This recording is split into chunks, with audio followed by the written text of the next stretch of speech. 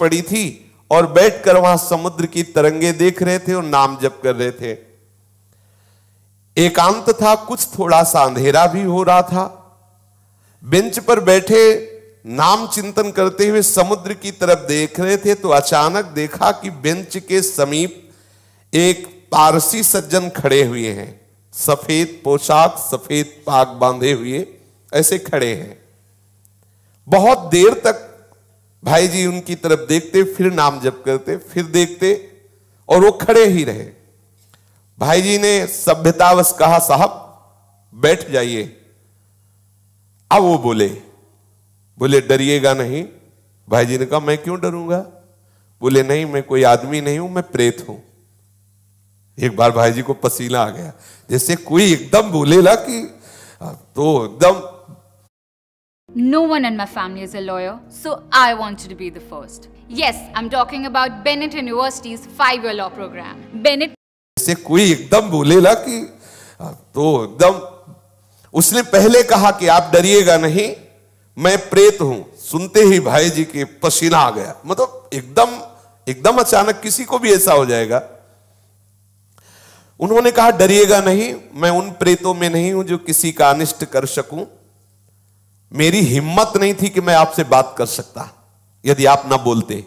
ध्यान दीजिए, एक प्रेत योनि भी है 84 लाख योनियों में, जिनका शास्त्र विरुद्ध आचरण बनता है, धर्म विरुद्ध आचरण बनता है, जो अधोगति को प्राप्त होते हैं। जैसे धंधकारी के विषय में आया है कि वो प्रेत योनि को प्राप्त हुए थे, भागवत में बहुत से ऐसी गलतियां हैं जो हो जाने के कारण फिर हमें प्रेत योनि मिलती है। बड़ी भयानक कष्टप्रद स्थिति होती है। उसमें बड़े अच्छे भी प्रेत होते हैं, बहुत बुरे भी, बहुत ही भयंकर कोटि के भी होते हैं।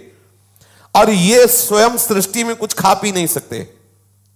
नदियां बह रही लेकिन प्यासे तड़पेंगे, एक बूंद पानी नहीं पी सकते। ये जब पिएंगे जब कभी तुम्हारे ऊपर सवार हो जाएंगे, तभी ये आहार विहार कर सकते, अन्यथा नहीं। ऐसे तड़पते रहते, चिल्लाते रहते हैं। जब कोई अपवित्र और कर्महीन पुरुष फंस जाता है तब ये उनके ऊपर सवार हो जाते हैं, उनका खून पीते, उनके द्वारा जो जल भोजन आदि पाया जाता है उसको वो ग्रहण करते हैं। जो भगवान नाम जप करता है उसको स्पर्श भी नहीं कर सकते, बात भी उससे नहीं कर सकते। विश्वास करना, जो भगवान नाम जप करते रहते हैं, ये प्रेत योनि की ताकत नहीं कि उसका स्पर्श कर सके। अपना कल्याण करने के लिए बड़े संतों के जीवन में आते हैं। देखा गया पूज्यपाद सिउड़िया बाबा जी के भी जीवन में एक पाया गया कि एक बार वो वृक्ष के नीचे बैठे हुए थे तो देखा एक प्रेत वृक्ष को हिला रहा है। बाबा की दृष्टि गई, उन्होंने सब साधकों से कहा, सावधान, यहां प्रेत आ चुका है। अब तो सब घबरा गए बात सुनते ही। बाबा ने कहा, पर चिंता मत करो, वो सामने नहीं आएगा, किसी को छुएगा नहीं। पर वो बड़ा उपद्रव करने लगा, कभी कुटिया में जाकर के पर्दा हिलाना, वैसे कई तरह के। बाबा ने कहा, चलो फिर यहां से आसन हटा देते हैं, ये करेगा तो कुछ नहीं पर उपद्रव करता रहेगा। और तो ऐसा कई संतों के जीवन में ऐसी घटनाएं आती हैं, पर वो आपको डिस्टर्ब करने की चेष्टा करेंगे, आपको छू नहीं सकते। तो भाई जी से कहा कि मेरी हिम्मत नहीं थी कि मैं आपसे बोल सकूं, आप बोले तब मेरी हिम्मत हुई, मैं आपसे बात किया। मैं आपसे सहायता मांगने आया हूं, मेरा उद्धार कर दो। भाई जी थोड़ा हिम्मत किए, जब वो बोला आपसे सहायता करने आया, आपका मैं अनिष्ट नहीं करूंगा, मुझ में ऐसी ताकत नहीं है कि मैं यहां किसी से भी बोल सकूं। जब तक कोई मुझे बुलाएगा नहीं तब तक मैं बोलूंगा नहीं। देखो ये सूक्ष्मता की बात। जैसे कोई खड़ा है, कौन हो, सुनो हमसे बात करो, अब वो बात करेगा। अगर आप ऐसा ना बोले तो इसीलिए बोलने की जरूरत क्या है। जैसे आप गंगा किनारे भ्रमण कर रहे हैं या कहीं कोई ऐसा दृश्य दिखाई देता, नेत्र नीचे कीजिए, चले जाइए। आपको अगर शंका है कोई खड़ा है क्या, क्यों शंका करो, चलो चुपचाप आगे बोलो, कौन है, सुनो बात करो हमसे, तो फिर बात कर लेगा तुमसे। वो कह रहे हैं, वो प्रेत बोला, हम लोगों के लिए आदेश पूरी सृष्टि में मैं किसी को अपनी तरफ से नहीं छेड़ सकता जब तक कोई हमें न छेड़े। अच्छा, जैसे उनकी वृत्ति मलिन होती है तो जब तक आप अपवित्र नहीं हो, जैसे जूठे मुंह हैं ऐसे ही सब अपवित्र हैं, गंदे आचरणों का चिंतन कर रहे हैं और उनको प्रवेश होने की गुंजाइश है, कोई न कोई ऐसी घटना करेंगे जिससे आप उनसे आकर्षित हो, वस्त्र के द्वारा या किसी आसन के द्वारा।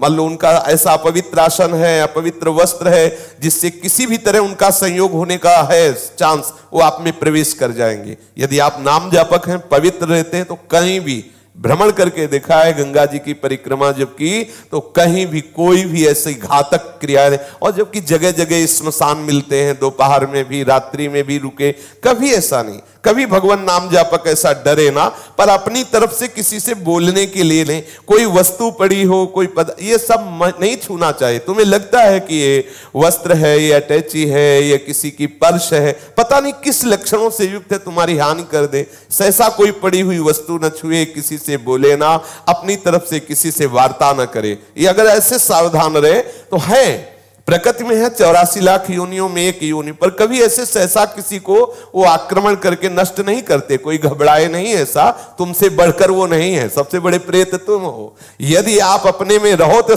लाखों प्रेत आपके अधीन हो जाए। आप समझो, जहां यमपुरी की चर्चा आती है तो उन्हें प्रेत राज कहते हैं, यमराज जी को, और समस्त जीवों को प्रेत कहते हैं। भूत सर्वभूत हिते रतसा, भूत ही तो है।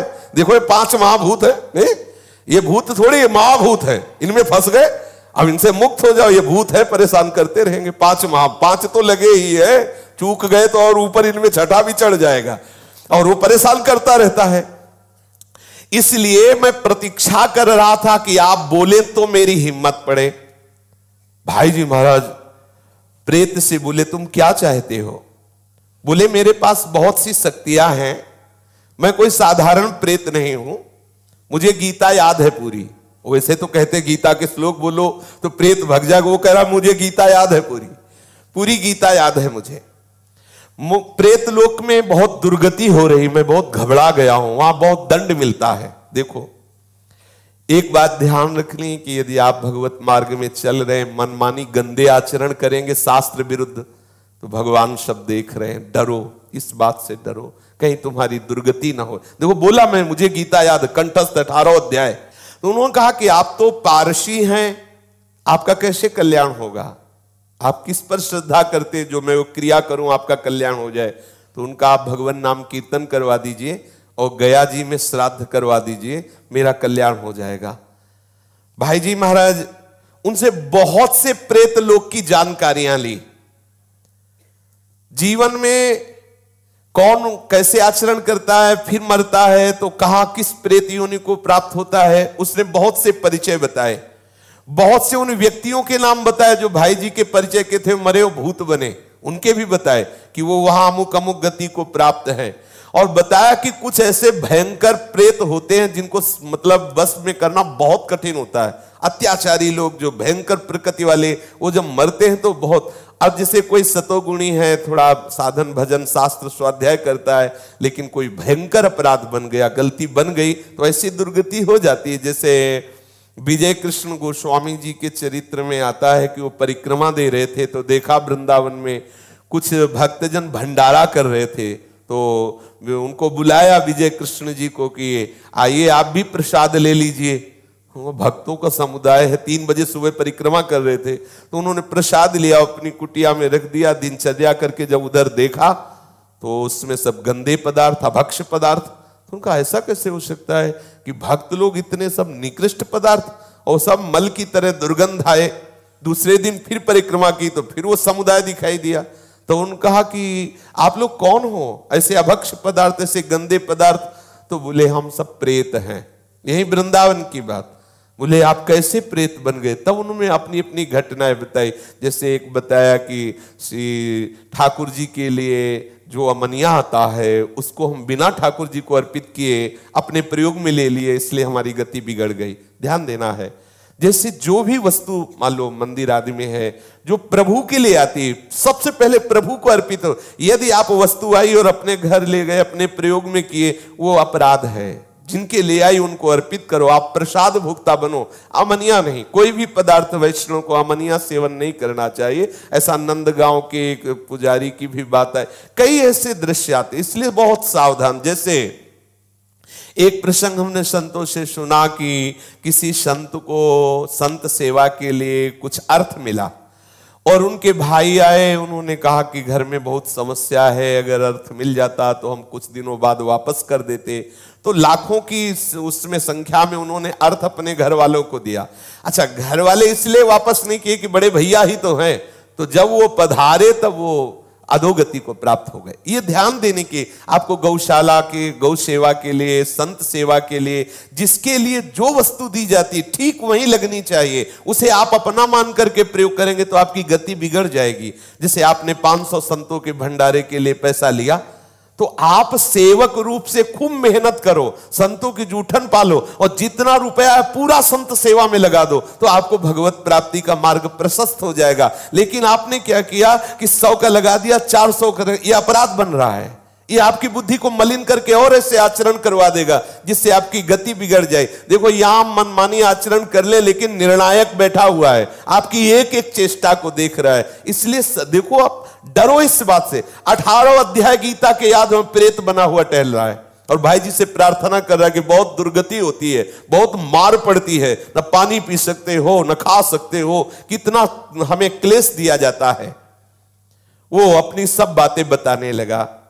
उन्होंने बताया कि 6 महीने पहले जिनकी मृत्यु हुई थी वो भी प्रेत बने, और भाई जी को परिचय बताने लगे कि आप विश्वास करो, मैं सबको जानता हूं जो जो बनकर के प्रेत लोक में गए हैं। एक हरिराम के ब्राह्मण थे, उनसे भाई जी ने कहा कि मैं गया तो नहीं जाऊंगा, आप जाकर के उनका श्राद्ध कराएं और नाम कीर्तन का अनुष्ठान हम करते हैं। गया में उस प्रेत के लिए पिंडदान कराया और खूब नाम कीर्तन किया। जब पिंडदान और नाम कीर्तन उनके लिए पूरा हुआ तो चौपाटी में ही बैठे हुए तो फिर वो प्रेत आ गया और उसने बहुत अश्रु प्रवाह करते हुए कृतज्ञता से कहा, अब मेरा काम हो गया, मुझे प्रेत लोक से उद्धार किया जा रहा है, मैं आपकी बार बार कृपा मनाऊंगा कि आपने मेरे को दुर्गति से बचा लिया। मैंने प्रेत लोक की स्थिति, वहां के कौन कौन से जीव गए हैं, क्या क्या उनको दंड मिलता है, ये सब बहुत विस्तार से बातें की। भाई जी कह रहे हैं, और किसी किसी को लेकर के हमने उनसे बात की तो उन्होंने बताया कि नरकों का दंड है, मतलब यहां देखने को नहीं मिलता, ऐसे भयंकर कष्ट प्रेतों योनि में मिलते हैं। कोई नरक को झूठा